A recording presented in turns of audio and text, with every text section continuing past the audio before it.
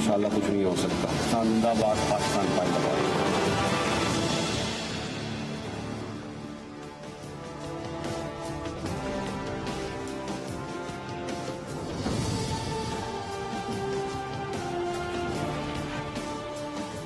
जी अस्सलाम वालेकुम। प्रोग्राम में आज बात करेंगे मईशत के हवाले से। सबसे इंपॉर्टेंट खबर तो आज की ये है कि माली साल 2022-2023 के लिए जो मखलूत हुकूमत का वज़ीर आज़म शहबाज शरीफ हुकूमत का पहला बजट है वो मंजूर कर लिया गया है। हुकूमत ने एज यूजुअल इस बजट की तारीफों में ज़मीन और आसमान के कलाबे मिला दिए हैं, जबकि अपोजिशन ने, और अपोजिशन में भी जो फाल अपोजिशन है, जो एक्टिव अपोजिशन है, जो हकीकी अपोजिशन है, वो पार्लियामान से बाहर बैठी हुई है पाकिस्तान तहरीक इंसाफ, और उसने पहले ही दिन से इस हुकूमत को न सिर्फ रिजेक्ट कर दिया था बल्कि इस हुकूमत के बजट को भी रिजेक्ट कर दिया है। सो मच सो कि साबिक वज़ीर आज़म इमरान खान ने 2 महीने के अंदर ही इस हुकूमत को नाकाम करार दे दिया है। इलेक्शन का मुतालबा तो इमरान खान साहब पहले दिन से ही कर रहे हैं, लेकिन अब इस हुकूमत को घर भेजने के लिए इमरान खान कहते हैं कि वो एक बार फिर जलसों का एक नया सिलसिला शुरू कर रहे हैं, जिसके लिए आगाज करेंगे 2 जुलाई को इस्लामाबाद परेड ग्राउंड से। बहरहाल इमरान खान इस मखलूत हुकूमत को घर भेजने में कामयाब हो सकते हैं या नहीं हो सकते। साबिक वज़ीर दाखिला शेख रशीद कह रहे हैं कि जुलाई में हुकूमत का खात्मा हो जाएगा, तो हुकूमत का खात्मा होता है या नहीं, लेकिन बहरहाल इस हुकूमत को, मखलूत हुकूमत को, नून लीग पीपल्स पार्टी की हुकूमत को सबसे बड़ा चैलेंज, सबसे बड़ा मसला महंगाई का बजट के हवाले से मईशत को संभालने का दरपेश है।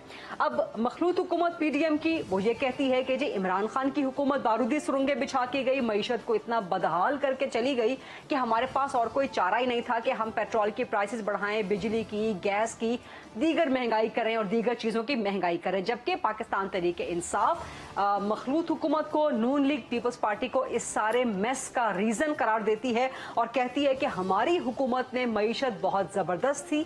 और ये तो फैक्चुअल है कि 6% की ग्रोथ पाकिस्तान तहरीक इंसाफ के दौर में आ गई थी, जिसको न सिर्फ पाकिस्तान के मालियाती इदारों ने बल्कि इंटरनेशनल मॉनेटरी के जो इदारे हैं उन्होंने भी तस्लीम किया है। तो फिर क्या वजह है कि 6% ग्रोथ के साथ पाकिस्तान तहरीक इंसाफ को निकाला गया? अब मईशत ठीक कैसे की जा सकती है?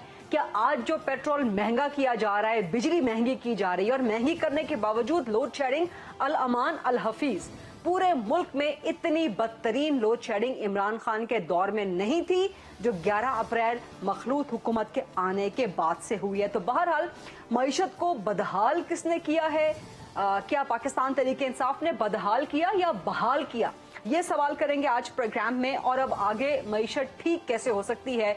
क्या सिर्फ इलेक्शन ही इसका वाहिद हल है या कहीं ना कहीं मिसाक़े मईशत पे कोई बात हो सकती है? तो आज के प्रोग्राम का 1 पॉइंट एजेंडा है इकोनॉमी, पाकिस्तान की बेहतरी, पाकिस्तान के इकोनॉमिक बेटरमेंट। और इसके हवाले से I am very grateful and I am very thankful के साबिक वजीर खजाना, मुल्क के मशहूर व मारूफ शख्सियत, मुआशी शख्सियत और मुख्तलिफ हुकूमतों के अदवार में रहे हैं और बड़ा ज़बरदस्त पाकिस्तान की इकॉनमी को स्टीयर भी किया है और आगे लेके भी चले हैं। और मेरे साथ मौजूद हैं सेनेटर शौकत तरीन साहब, इमरान खान हुकूमत में वजीर खजाना भी रहे हैं। अस्सलाम वालेकुम सर।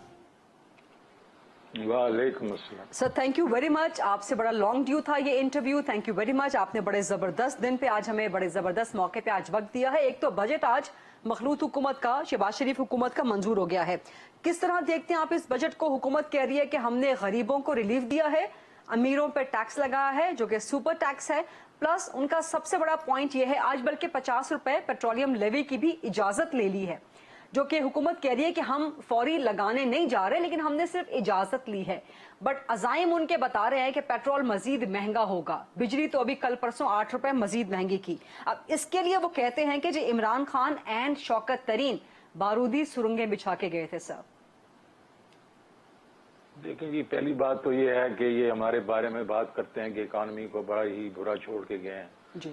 तो मुझे तो उसमें कोई ज्यादा वजाहत करने की जरूरत ही नहीं है। ये अपना ही इकोनॉमिक सर्वे पढ़ लें जो इन्होंने छापा है, जो इन्होंने साइन किया है, जिसमें कि देखें जी, ये कोई जो पीटीआई की हुकूमत को 30 साल से तो नहीं है ना, ये तो सिर्फ ये कोई 3.5 साल 3.25 साल ये रही है। पहला साल तो ये उसको इकोनॉमी को संभालते हुए उसको गुजरा, क्योंकि $19 बिलियन का करंट अकाउंट डेफिसिट छोड़ के चले गए, 6.8% का फिस्कल डेफिसिट छोड़ के चले गए और उनको जाना पड़ा उसके पास, अपना IMF के पास। और IMF की कंडीशनैलिटी सख्ती होती है ना, तो वो संभाल ही रहे थे तो कोविड आ गया। अब कोविड के बाद से 2 साल हमें मिले और उस 2 साल के बीच में 1 साल में 5.74% जो है वो मईशत को बढ़ावा दिया और आखिरी साल में 6% मईशत को बढ़ावा दिया। और ये नहीं है कि मईशत कोई एक किसी मतलब कुर्सी की एक टांग पे खड़ी थी। जो आपकी एग्रीकल्चर है वो, और ये जो 2 साल की ये ग्रोथ है, ये 17 साल में जो है हाईएस्ट ग्रोथ 2 साल की हुई है, किसी और हुकूमत ने नहीं किया इसको। अच्छा। उसके बाद एग्रीकल्चर की हाईएस्ट ग्रोथ 4.4, ये हाईएस्ट रही है। मैन्युफैक्चरिंग की जो आपकी लार्ज स्केल ओवरऑल मैन्युफैक्चरिंग 7.4 और जो आपकी लार्ज स्केल मैन्युफैक्चरिंग 10.4 इस साल हुई है और पिछले साल 11.5% हुई है। आपकी services 6.2%, again highest in 17 years. तो 17 साल में अगर हर चीज जो सही सिमत में जा रही थी, एक्सपोर्ट्स जो थी आपकी रिकॉर्ड थी उसके 32 बिलियन और आपके रेमिटेंसेज 31 बिलियन रिकॉर्ड थी। आपके रेवेन्यू तो मैंने कल भी माना इन्होंने कि 6.1 ट्रिलियन जो है हमारे रेवेन्यू हुए हैं और उसमें कोई नया टैक्स हमने नहीं लगाया था, सिर्फ प्रोग्रेसिव टैक्सेशन की थी और वो जो है 29% ग्रोथ थी 1 साल के बीच में।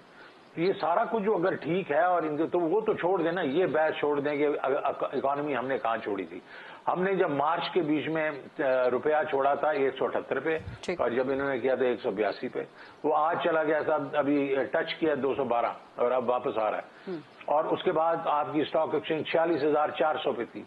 इनके अभी जो 2.5 महीनों के बीच में 5,000 पॉइंट गिर गई है वो। उसके बाद आपका इंटरेस्ट रेट हमारा 11% था, 11.5%, अब वो 15.5 पे चला गया और ऊपर जाना है क्योंकि जो जिस तरह इन्फ्लेशन हो रही है। इन्फ्लेशन की बातें करते थे, महंगाई, तो महंगाई का देखे ना, SPI जो है सेंसिटिव प्राइस इंडेक्स, जो खाने पीने की चीजें, रोजमर्रा की चीजें, वो 28% है, 28% और ऊपर बढ़ेगी बिकॉज अभी इन्होंने बढ़ाना है। तो ये तो एक किस्म से तूफान है, जो इसकी महंगाई का तूफान है, बदतमीजी है। और उसके साथ आपने बिल्कुल अभी बात सही की, लोड शेडिंग, कमाल है यार। लोड शेडिंग जो है वो अभी 9,000 मेगावाट की लोड शेडिंग हो रही है भाई, क्यों? और आप कमाल है। तो ये क्या रहा है अब बजट पे। अच्छा सर इन 2 चीजों को एड्रेस कर लें, इन 2 चीजों को एड्रेस कर लें। एक तो वो कहते हैं कि जी लोड शेडिंग, आप लोगों ने टाइम पे मुआहदे नहीं किए, आप लोगों ने फ्यूल नहीं मंगवाया, फ्यूल सस्ता मिल रहा था, मिसाल के तौर पे LNG सस्ती मिल रही थी, आप लोगों ने नहीं मंगवाई, आप लोग मुआहदे करके नहीं गए, नंबर 1। नंबर 2, वो ये कह रहे हैं कि आप लोगों ने पेट्रोल की प्राइसेस बढ़ानी थी। उसका एक लॉजिक वो आपकी प्रेस कॉन्फ्रेंस नवंबर या दिसंबर की, जिसमें आप खुद भी कह रहे हैं कि हर महीने 4 रुपए हमें लेवी में इजाफा करना पड़ेगा या पेट्रोल प्राइस में, तो वो उसको लॉजिक के तौर पे प्रेजेंट कर रहे हैं और कह रहे हैं कि जी आप लोग चूंकि अपने जाने से पहले स्टैग्नेंट कर गए थे, आप लोग हॉल्ट कर गए थे प्राइसेस, जिसकी वजह से बारूदी सुरंगें बिछ गई। इसको एड्रेस कर दें सर। मैंने पत्नी कितनी दफा कर चुका हूँ, लेकिन आपके प्रोग्राम में नहीं किया, तो अभी करता हूँ मैं। पहली बात तो ये है कि ये जो है 60% जो आपकी LNG है ना, वो तो बड़े मुआहदे जो हमने कतर से किए हुए, इन्होंने किए थे 13.7% ऑफ ब्रेंट के ऊपर किए और हमने 10.2% ऑफ ब्रेंट किए, उससे सस्ते पे किए। उसके बाद स्पॉट है, बाकी 40 जो है स्पॉट है। और स्पॉट का मतलब ये नहीं होता कि 3 साल के स्पॉट हो या 4 साल के स्पॉट ले लें हम स्पॉट होते स्पॉट ना, 1 महीने का, 2 महीने, 3 महीने का आगे के।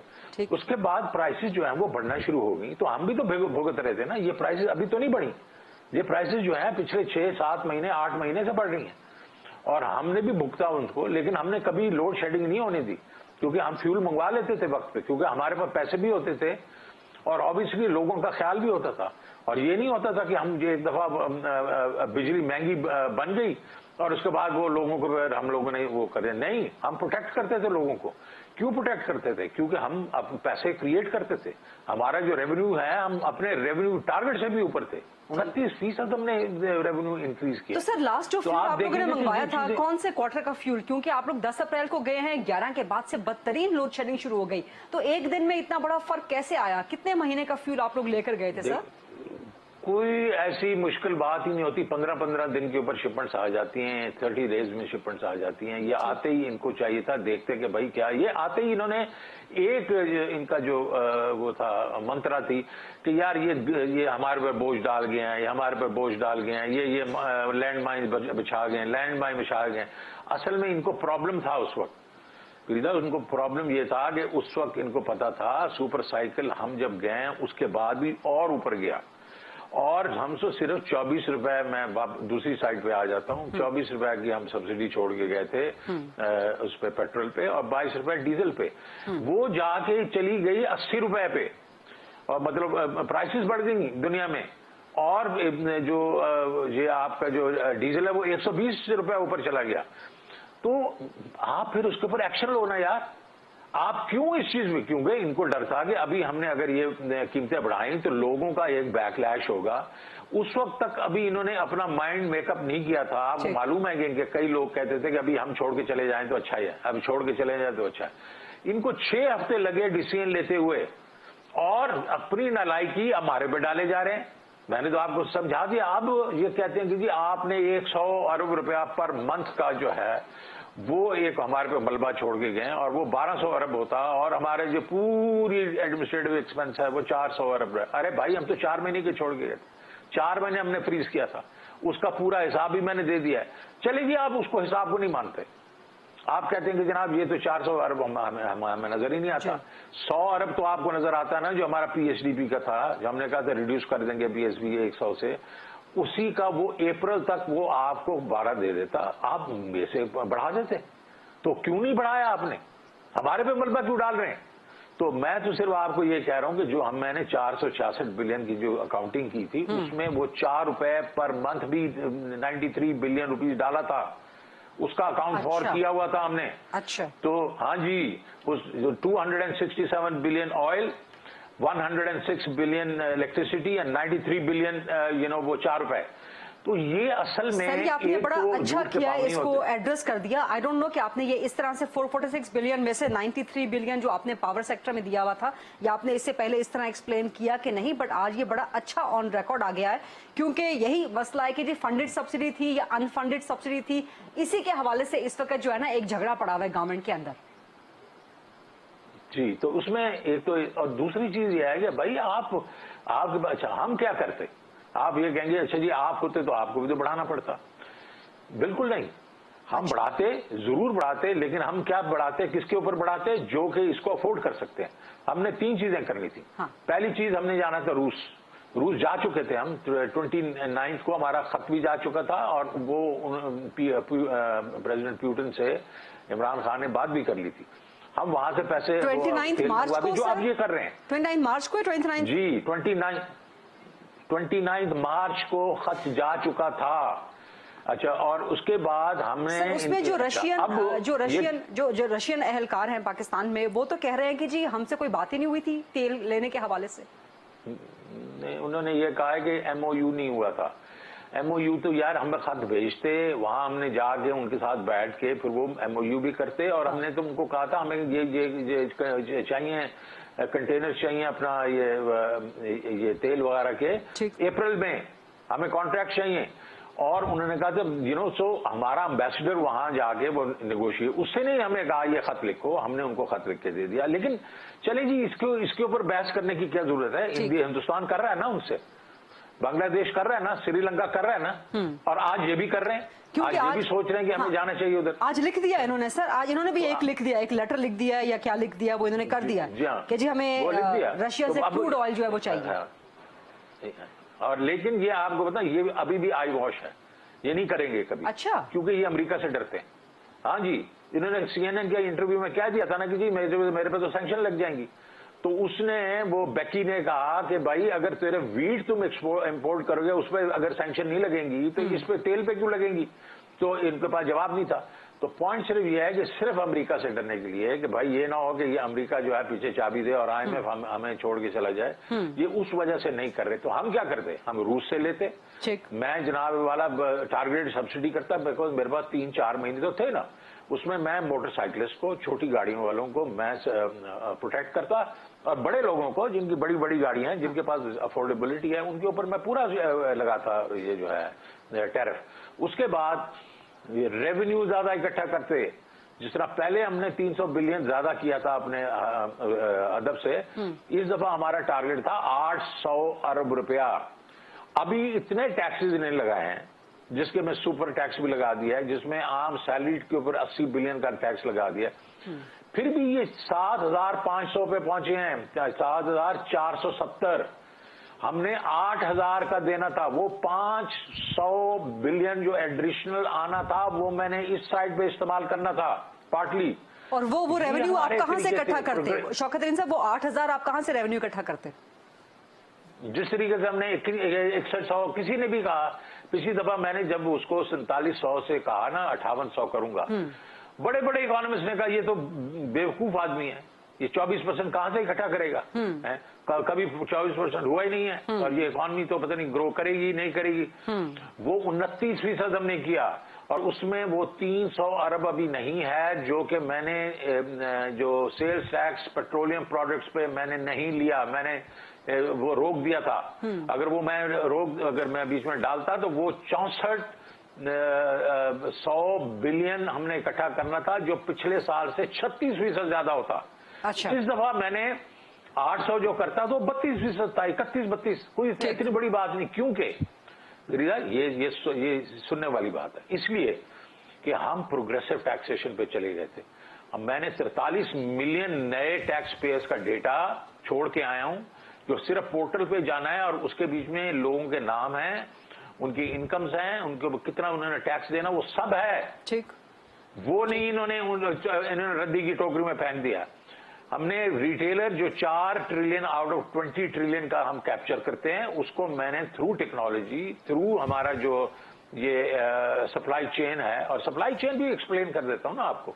सप्लाई चेन है कि जी फैक्ट्री से चीज बनी, वो डीलर के पास गई, हमने उसको कैप्चर कर देना था थ्रू ऑटोमेशन, उसने फिर आगे होलसेलर को भी वो हमने कैप्चर कर देना था, उसने फिर रिटेलर के बाद हमने वो चेन ही। तो इसमें से हर वो फॉर्मल सेक्टर की चीज लोग जो कि ये डिक्लेयर कर लेते हैं, वो कुछ तकरीबन 20 ट्रिलियन में 12-13 ट्रिलियन है। ठीक, हम उसको कैप्चर कर लेते तो आज के 4 ट्रिलियन से 3 गुना तो उसमें ही हमने करने। फिर ट्रैक एंड ट्रेस 3 की इंडस्ट्री पे लगाया था, 20 वो हम लगाते, और फिर हमारा जो है सिंगल विंडो कस्टम का। तो ये हम इस तरीके से जा रहे थे। मैं आपको अभी बता रहा हूं 8 ट्रिलियन का मैंने देना था टारगेट इनको, और असल में हमने करना था रेवेन्यू, और 8 से ट्रिलियन से ऊपर करना था हमने, क्योंकि this is the momentum we actually had. अच्छा, तो इसलिए मैं कह रहा हूं, और हमारे पास फिर क्या था, IMF हमें तंग ही नहीं करता था। हमें उसको पता था कि यार रेवेन्यू तो जो हम कह रहे हैं उससे ज्यादा ही करते हैं। अभी भी तो मान गए ना 7,470 पे, अगर हम 8 ट्रिलियन कहते तो हमें क्यों वो तंग करते कि भाई सैलरी पे भी तनख्वाह वो लगा दो, सुपर टैक्स भी लगा दो, वो क्यों कहते हैं हमें ये? तो ये इशू है कि आप अपना जो आप हमारा जो किबला था वो ठीक था, हाँ। और इसलिए हमारे नंबर्स भी ठीक आ रहे थे। शौकत तरीन साहब, सर आपको इंटरप्ट करूंगी, एक छोटी सी ब्रेक का वक्त हुआ, let's take a short quick break and then come back.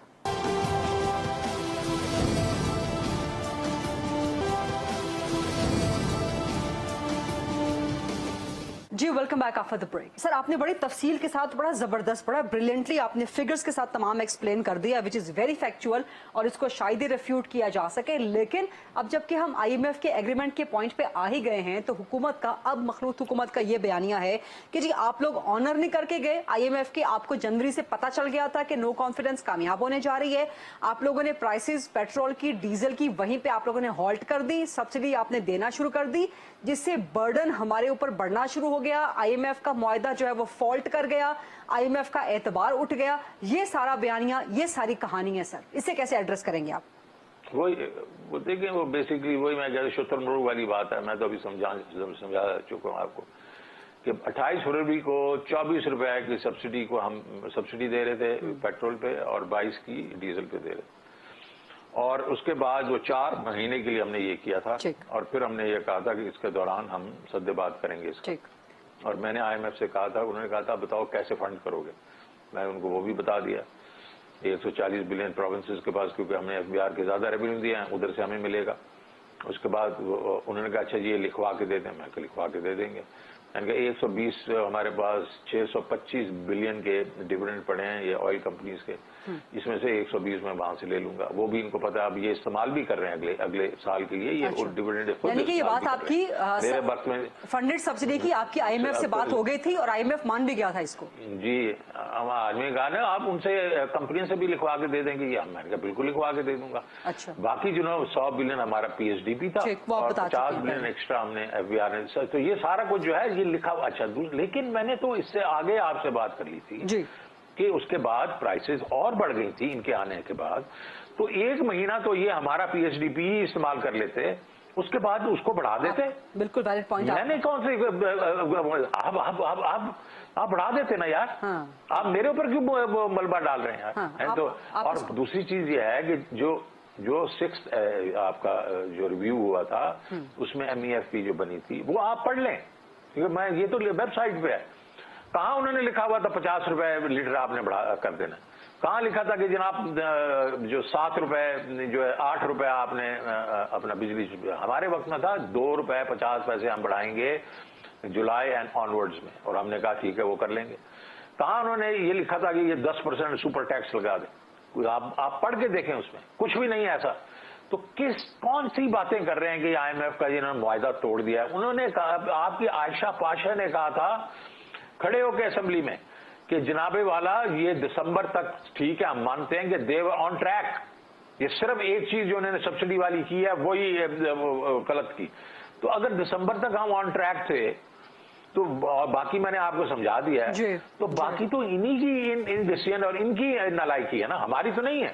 ٹھیک ٹھیک. اچھا جو رشیا کے آئل کے حوالے سے بات ہوتی ہے امپورٹ کرنے کی، تو گورنمنٹ کہہ رہی ہے کہ جی یہاں پر تو ریفائنری کوئی نہیں ہے، اس کروڈ آئل کے حوالے سے، اس کو ریفائن کرنے کے حوالے سے تو آپ لوگ معاہدہ کیسے کرنے جا رہے تھے؟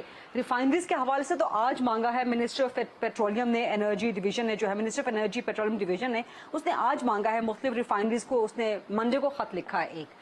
تو جب ریفائنری نہیں تھی تو آپ لوگ کیسے پھر رشیا سے آئل امپورٹ کر رہے تھے؟ ریفائنریز تو ہے نا جی ہمارے پاس. دیکھیں یہ بھی ایک قسم سے وہی بات ہے کہ آپ لوگوں کو مطلب ٹرک کی بتی کے پیچھے لگانا چاہتے ہیں، کیونکہ آپ نے کیا نہیں اور نہ ہی آپ کریں گے، بیکاز آپ امریکہ سے ڈرتے ہیں. سیدھی بات ہے کہ آپ نے جو روس سے معاہدے کرنے ہیں وہ ضروری نہیں ہے آپ کروڈ کے کرتے. کروڈ آئل کی ضرورت نہیں ہے، وہ ڈیزل بھی بناتے ہیں، وہ پیٹرول بھی بناتے ہیں. آپ ڈائریکٹ ڈیزل ان سے لیں، پیٹرول لیں، ٹھیک ہے جی. اگر آپ نے کروڈ ہی منگوانا ہے ان سے کیونکہ وہ زیادہ سستا ہوتا، تو آپ کی جو بائیکو ہے تو یہ تو رشین آئل کو ریفائن کرتی ہے، اس کے گریڈ کو کرتی ہے. مجھے کسی نے کہا تو اٹک والی بھی کر لیتی ہے.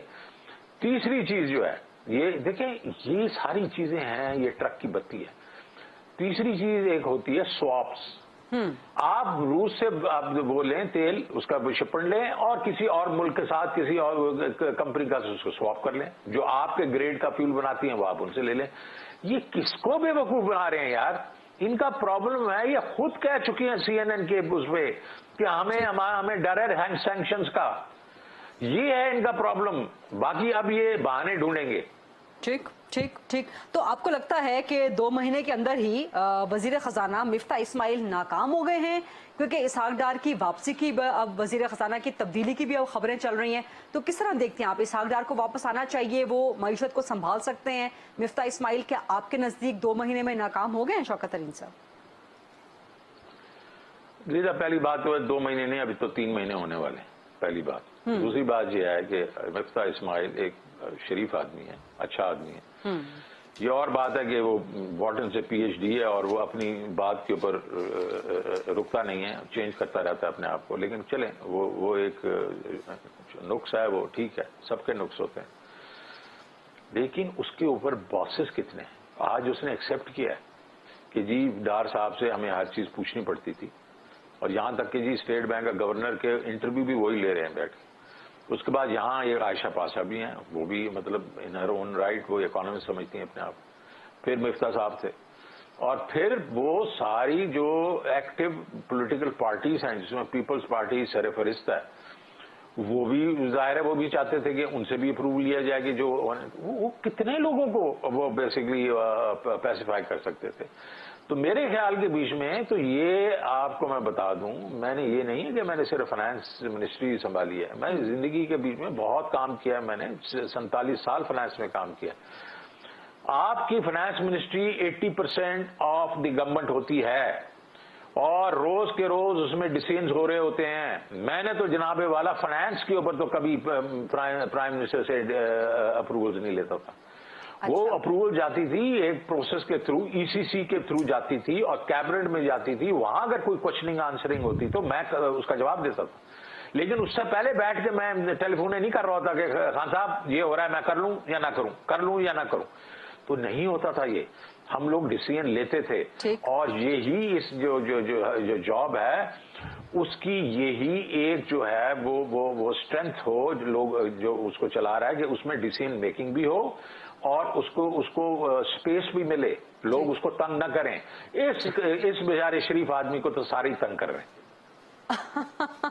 اچھا, اور اس حقدار صاحب کی واپسی کو آپ کیسے دیکھتے ہیں کہ وہ اگر واپس آتے ہیں فائنانس منسٹری سنبھالتے ہیں تو کیا آپ کے نزدیک, کیونکہ آپ کے سب کے ساتھ ہی بڑے اچھے تعلقات ہیں, آپ خود بھی وزیر خزانہ رہے ہیں, تو تعلقات تو پرسنل سب کے اچھے ہوتے ہیں, لیکن آپ کیا سمجھتے ہیں بہتر ہو سکے گی یا معاملات مزید بدترین ہی ہوتے جائیں گے؟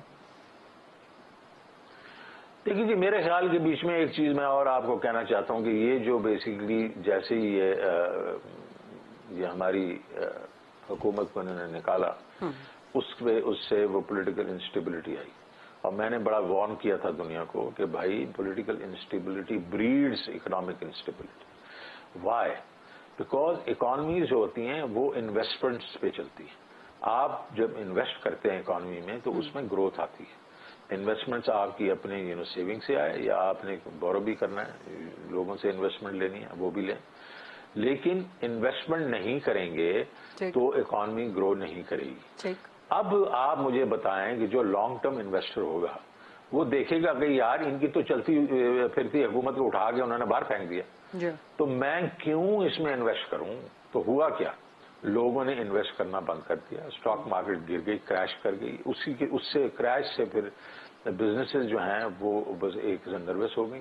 آپ کا جو اسٹاک اپنا روپیہ تھا اس نے انہوں نے کہا بہت بڑا کرنٹ اکاؤنٹ ڈیفیسٹ آ رہا ہے, بہت بڑا کرنٹ, وہ نروس ہو گئے, انویسٹر وہاں سے بھاگ گیا. تو پہلی بات تو یہ ہے کہ اس وقت جو ہے آپ کو پولیٹیکل سٹیبلٹی چاہیے. تو پولیٹیکل سٹیبلٹی جو ہے وہ ایک ہی طریقے سے آ سکتی ہے. یہ ہمارا نظریہ ہے, یہ ہمارے جو ہمارا چیئرمین ہے, ہمارا لیڈر, وہ بھی یہی کہتا ہے, ہم سب یہی کہتے ہیں کہ آپ پلیز واپس جائیں عوام الناس کے پاس اور ان کو کہیں دیکھیں یہ آپ الیکشنز میں آپ چنیں جس کو آپ چننا چاہتے ہیں, وہ چن لیں, وہ آئیں, وہ ایک سٹیبل گورنمنٹ دیں گے اور سٹیبل گورنمنٹ جو ہے وہ ایک سٹیبل اکنامک پالیسیز دے گی. تو ڈار صاحب اور نو ڈار صاحب, دس از دی ریسیپی. ٹھیک, آپ نے بڑا اچھا بڑا زبردست اس کا جواب دے دیا. سر, اسی موضوع کے حوالے سے کچھ مزید سوالات بھی آپ سے کرنے ہیں. سابق وزیر خزانہ شوکت ترین صاحب پروگرام میں آج موجود ہیں. ایک چھوٹی سی بریک کا وقت ہوا, let's take a short break and then come back.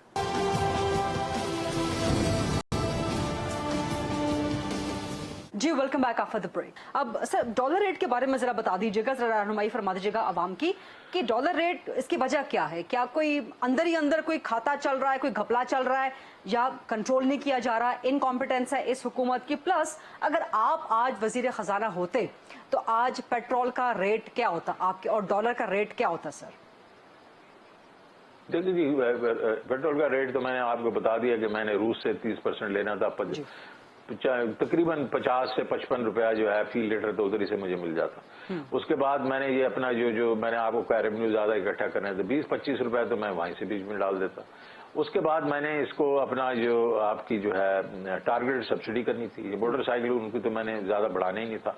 تو میں تو آپ کو ہم اگر 150 پہ پھر رہا تھا تو 175 170 175 پہ ہم جو ہے جو ہمارا جو موٹر سائیکلسٹ ہے وغیرہ اس سے زیادہ ہوتا ہی نہ. دوسری چیز آپ نے کہا روپے کی جو قیمت ہے, ہم اس کا کیا کرتے ہیں. دیکھیں روپے کی جو آپ کی روپے کی قیمت ہوتی ہے وہ ڈیپینڈ کرتی ہے کہ آپ کا ریئل افیکٹو ایکسچینج ریٹ کیا ہے. آپ کا ریئل افیکٹو ایکسچینج ریٹ اس وقت 182 183 ہے. تو یہ کیوں ہو گیا کہ 112 پہ چلا گیا, 212 پہ چلا گیا؟ وہ اس لیے چلا گیا کہ لوگوں نے کہا کہ وہ ہو یہ تو ان کے ریزرو گر رہے ہیں, ان کے ڈالر ختم ہو جائیں گے, تو بھائی اپنے ڈالر بچاؤ. تو ایکسپورٹر نے ڈالر باہر رکھنے شروع کر دیے. آئی ٹی کے جو آپ کے جو ہوتے ہیں لوگ جو کرتے ہیں, مطلب آئی ٹی کا کام کرتے ہیں, اور انہوں نے پیسے بھی باہر رکھنا شروع کر دیے. امپورٹ نے جلدی جلدی سامان منگوانا شروع کر دیا تاکہ جلدی سے ہمیں ڈالر مل جائے, اور لوگوں نے اپنے روپے ڈالر میں کنورٹ کر کے ڈالر میں رکھنے شروع کر دیے. اس سے یہ ہے کہ روپے پہ مسلسل پریشر پڑتا رہا. Again political instability. اگر اچھا اب ریزرو جو ہیں آپ کے جو آ گئے 8.2 بلین پہ, ابھی 2.3 بلین ان کا ایک وہ کہا ہے کہ چائنا سے ہمیں رول اوور مل گیا. چائنا سے, اور آئی ایم ایف کی بھی کہہ رہے ہیں کہ 2 ٹرانچز ہمیں مل رہی ہیں, آئی ایم ایف کی بھی 2 انسٹالمنٹس مل رہی ہیں. جی بٹ ادھر دیکھیں وہ تو دور کے 2 ڈھول سہانے ہیں نا آئی ایم ایف کے. وہ تو کہہ رہے ہیں ہم آپ کو جولائی کے اینڈ پہ اگست کی شروع میں دیں گے. یہ تو ابھی آ جائے گا نا, یہ آ گیا یا آ جائے گا.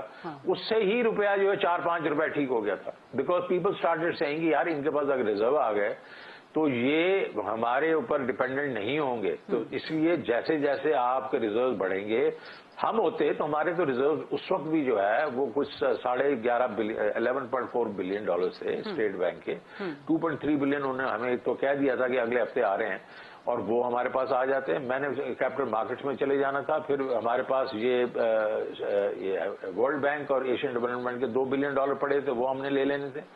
اور ظاہر ہے ہم تو آئی ایم ایف پہ ٹھیک تھے نا, تو ہمیں 2 بلین وہ بھی مل جاتے, تو ہم واپس کوئی 16, 17, 18 بلین پہ ہوتے تو ہمیں کوئی ایشو نہ ہوتا روپے کا.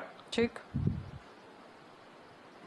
اچھا, یہاں پہ جب آپ بار بار پولیٹیکل اسٹیبلٹی کی بات کر رہے ہیں, اور جو ایک جو کہانی گردش کرتی رہتی ہے, بلکہ عمران خان صاحب خود بھی کہتے رہتے ہیں کہ جی میں نے شوکت ترین صاحب کو کہا کہ نیوٹرلز کو سمجھاؤ, پولیٹیکل اسٹیبلٹی بہت ضروری ہے, یہ عدم اعتماد کامیاب ہو گئی یا پولیٹیکل انسٹیبلٹی آ گئی تو معیشت تباہ و برباد ہو جائے گی. ان اے وے لگتا ہے کہ عمران خان درست ہے, کیونکہ اس 2 مہینے کے اندر ہی مخلوط حکومت سنبھالنے میں لگی ہوئی ہے اور اپیرنٹلی معیشت ان سے سنبھل رہی نہیں. تو جب آپ نے نیوٹرلز کو بتایا کہ جی یہ معیشت تباہ برباد ہو جائے گی, سب کچھ کیا دھرام سے گر جائے گا, تو ان کا رد عمل کیا تھا اس پر؟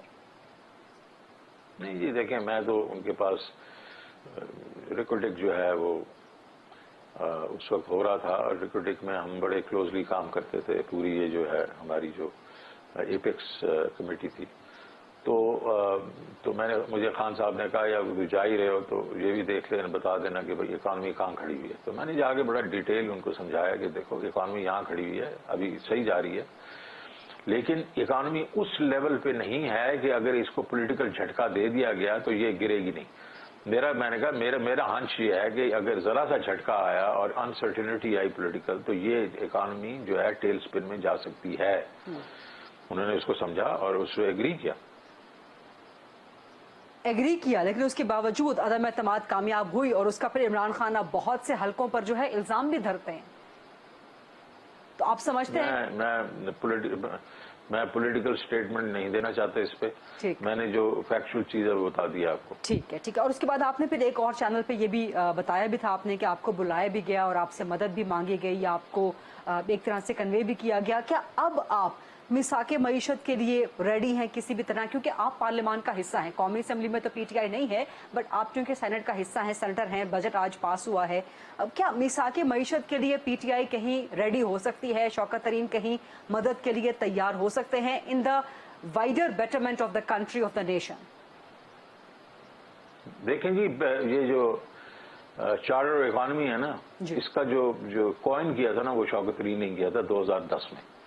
میں اس حکومت میں تھا, اور میں جو آپ کی کیبنٹ کمیٹی آن ریسٹرکچرنگ کا میں چیئرمین ہوتا تھا. میں نے جب دیکھا کہ یہ ہماری کیوں نہیں ہو رہی ہے ریسٹرکچرنگ, کیونکہ دیکھیں اس سے پہلے میں نے حبیب بینک کو ریسٹرکچر کیا تھا, ٹرن اراؤنڈ کیا تھا, اور مجھے پتا تھا کہ یہ ہم ساری جو کمپنی جو ہیں جو اس وقت لاس میکنگ ہیں یہ ٹرن اراؤنڈ ہو سکتی ہیں. 10 بلین روپیہ جو لوز کرتا تھا حبیب بینک, آج 40 بلین آفٹر ٹیکس کماتا ہے. اس وقت بھی میں یہ معلوم تھا کہ یہ باقی ہماری جو کمپنی ہے اس کو ہم ٹرن اراؤنڈ کر سکتے ہیں, لیکن یہ ہو نہیں سکتا جب تک پولیٹیکل کنسنسس نہ ہو. بیکاز کوئی لوگ کہتے تھے کہ نہیں جی آپ نے بند نہیں کر سکتے, لوگوں کو نکال نہیں سکتے, یہ نہیں. تو یہ کئی چیزیں ایسی تھی کہ جو ایک لازمی وہ اس کا ہدف تھی اس کی ریسٹرکچرنگ کا. تو وہ میں نے کہا کہ آپ چارٹر اکانومی کریں, 5-6 چیزیں ہیں اس میں اگری کریں, اور ساری دنیا میں ایسے ہوا ہے. آپ دیکھیں انڈیا نے منموہن سنگھ نے جو شروع کیا تھا 91 میں, ان کی کئی حکومتیں آ گئی ہیں, بی جے پی کی کئی حکومتیں آ گئی, لیکن جو فنڈامنٹلز ہیں اس کے اوپر وہ ان کا وہ کمپرومائز نہیں ہوتا, وہ مطلب اس کو نہیں کمپرومائز کرتے, اس کو فالو کرتے. تو میں نے یہ کہا تھا. اب سچویشن کیا ہے؟ اب سچویشن یہ ہے کہ ہمارے خیال کے بیچ میں یہ حکومت ہی جو ہے وہ اس کے پاؤں نہیں ہے. تو ہم تو بالکل تیار ہیں الیکشنز کروائیں. ہم اگر گورنمنٹ بینچز میں ہوں گے یا اپوزیشن میں ہوں گے, we'll be willing to do the economy charter economy. ٹھیک, لیکن اس کے لیے پہلی شرط جو ہے وہ الیکشن ہے. بالکل, لیجیٹمیسی ہونی چاہیے نا. ٹھیک ہے, ٹھیک ہے. اور الیکشن کے نتیجے میں بھی اگر پاکستان تحریک انصاف مینڈیٹ نہیں لیتی تو اس کو پھر کھلے دل سے تسلیم کرنا چاہیے یا کرے گی, رائٹ سر؟ آف کورس, اگر free and fair transparent elections ہوں گے تو عمران خان کہہ چکا ہے پہلے ہی. ٹھیک sir, one last question regarding this international oil market اور آئل کے انٹرنیشنل پرائسز. آپ کیا سمجھتے ہیں کہ باوجود اس کے کہ ایران پر پابندیاں ہیں لیکن کیا ایران سے آئل امپورٹ کیا جا سکتا ہے, کوئی پاسبلٹی ہے؟ بیکاز ابھی 2 دن پہلے بھی جو فرینچ منسٹر ہیں فار پاور فار انرجی, انہوں نے بھی کہا کہ جی ایران کو وینیزویلا کو مارکیٹ میں واپس لانا ہوگا تاکہ آئل پرائسز کے اوپر سے پریشر کم ہو. چائنا آلریڈی امپورٹ کر رہا ہے, China is the biggest importer of Iranian oil. Pakistan میں آلریڈی اسمگل ہو رہا ہے بہت بڑی تعداد میں وایا بلوچستان. تو آپ کیا سمجھتے ہیں کہ is Iran a feasible option for Pakistan?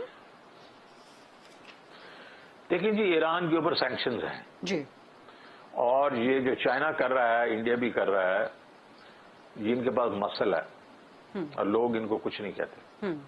ہم اگر کریں گے تو ہمارے پاس سینکشنز لگا دیں گے یہ. تو اس لیے ہمارے جو بینکس ہیں وہ ڈیل نہیں کرنا چاہتے. اس کا مطلب یہ صرف اسمگلنگ ہی ہو سکتی ہے. اسمگلنگ کے اپنے ہی جو ہے وہ مطلب خرابی ہیں اور اس کی ڈائنامکس ہی ڈفرینٹ ہوتی ہے. وہ پھر آپ کیپچر نہیں کرتے, وہ آپ انفارمل جو ہے اکانومی کو بڑھانا شروع کر دیتے ہیں. اور آپ نے دیکھا کہ اپ ٹو $2 بلین تک کا تو ایران کا آئل ہمارے پاس آتا تھا, جو ہم نے پچھلے 2 سال میں اس کو کرو کیا. تو یہ بات صحیح ہے کہ یہ جو ایران ہے اس کا اگر یہ اٹامک جو ہے اپنا نیوکلیر اس کا وہ ہو جاتا ہے ویسٹ کے ساتھ, اور یہ 3-4 کیونکہ ان کے پاس کیپیسٹی 5 سے 6 ملین بیرل کی ہے, اب شاید ہو فنکشنل میرے خیال میں 4 million barrel he who. That's a lot of oil, اور وہ جو ہے وہ نیچے گرائے گا. اور دوسرا میں آپ کو ایک ریزہ بتاؤں کہ یہ جو سپر سائیکلز ہوتے ہیں یہ ان کی اپنی ایک لائف ہوتی ہے, کیونکہ جو شارٹیجز ہوتی ہیں پھر ہر وہ کیپیسٹی جو کہ پہلے نہیں چل رہی ہوتی لوگ اس کو چلانے کی کوشش کرتے ہیں. آج تیل جو ہے $117 پہ ہے, تو پہلے جو تھا وہ مطلب $40-50 پہ تھا, $60 پہ تھا. $60 پہ کئی ایسی کیپیسٹی ہوگی جو مطلب would not make sense, لیکن آج 117 پہ وہ کیپیسٹی چلنا شروع ہو گئی ہوگی چلنا شروع ہو, تو وہ جیسے ہی وہ پوری سپیڈ پہ چلے گی تو یہ سائیکلز نیچے آتے ہیں. جس طرح میں ایک اور آپ کو اگزامپل دیتا ہوں کہ ابھی یہ جو آپ کا خوردنی تیل ہے, اس کے جو ہے پلانٹیشنز ہیں وہ زیادہ تر آپ دیکھیں گے ہم منگواتے ہیں ملیشیا سے اور انڈونیشیا سے. وہاں جو لوگ کام کرتے تھے وہ سری لنکا سے جاتے تھے, وہ انڈیا سے جاتے تھے, برما وغیرہ سے جاتے تھے. کووڈ کی وجہ سے وہ بین ہو گیا, جب بین ہو گیا تو پروڈکشن کم ہو گئی, جب پروڈکشن تو اب وہ واپس آئیں گے نا اور پروڈکشن ہوگی تو یہ بھی نیچے آنا شروع ہو جائے گا. کوئلے کا بھی یہی حساب ہے کہ جب آپ کی گیس وغیرہ بہت مہنگی ہوگی تو لوگوں نے کوئلہ استعمال کرنا شروع کیا, اور کوئلہ استعمال کیا تو وہ چڑھ گیا. تو اب یہ سارے جو لیبلنگ ہوگی 6 مہینے 9 مہینے 12 مہینے میں ہوگی. ٹھیک, بہت بہت شکریہ سابق وزیر خزانہ شوکت ترین صاحب. بہت انٹرسٹنگ, بہت انلائٹنگ ڈسکشن آپ سے رہی, بہت کچھ سیکھنے کو ملا. سوالات کچھ مزید بھی تھے معیشت کے حوالے سے, بٹ پروگرام کا ٹائم ہی اتنا ہے اور آپ کی بھی مصروفیت ہے. So thank you very much. آپ سے ریکویسٹ کریں گے انشاءاللہ کسی اور نشست میں. سو سابق وزیر خزانہ شوکت ترین صاحب کی کھری اور بالکل 2 ٹوک قسم کی باتیں آپ نے سنی. انہوں نے پوسٹ مارٹم کر کے رکھ دیا کہ موجودہ حکومت کا فیلئر اکانومی پر کہاں ہے, اور 1 سنگل پوائنٹ سولوشن ہے, and that is free and fair فوری الیکشن. یہ تھا آج کا پروگرام, دیکھنے کا بہت شکریہ. I'll see you tomorrow انشاءاللہ. اللہ حافظ.